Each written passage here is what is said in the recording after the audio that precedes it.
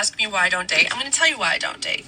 So I've been in 4 serious relationships, and they went a lot like this. I don't want you wearing that. I don't want you being friends with her. I don't want you being friends with him. I don't want you working there. I don't want you living there. I don't want you to go spend the weekend with your family. I don't want you traveling. I don't want you playing on a sports team. Relationships give me limitations that I don't actually appreciate. So why not be free to do whatever I want without having someone... Men are needy. Why aren't you texting me back? Why didn't you call me? I don't have to text anyone back, and I don't have to call anyone. And it is so freeing. I can do whatever I want, whenever I want.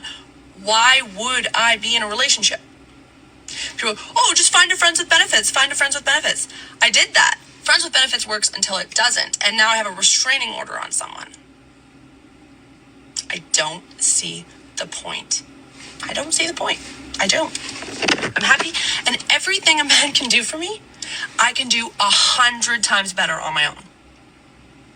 I know that. So let's talk about why this is actually happening. And I want to start with the whole men are needy. Why aren't you texting me back? Why aren't you doing this? Well, that's called building a relationship, building trust. And men have emotional needs too, but that's not what I want to focus on. You talked at the end there about how men are needy and there's nothing a man can do for you that you can't do yourself. And that is why your relationships are failing. One of the reasons. The second reason is after a relationship fails, you don't take the time to dissect where you could be going wrong. Therefore, the cycle continues because what we allow will continue. Instead, you're not dating for love, and that's what you don't understand, is it's not about what benefits you can get from a relationship, even though nowadays relationship isn't really about preferences, it is about benefits, but you're not really seeing men for the intrinsic value that they can bring your life, which is love, appreciation, the little things, the things that you cannot do for yourself, because as human beings, we are completely fulfilled when we are loved by another human being. But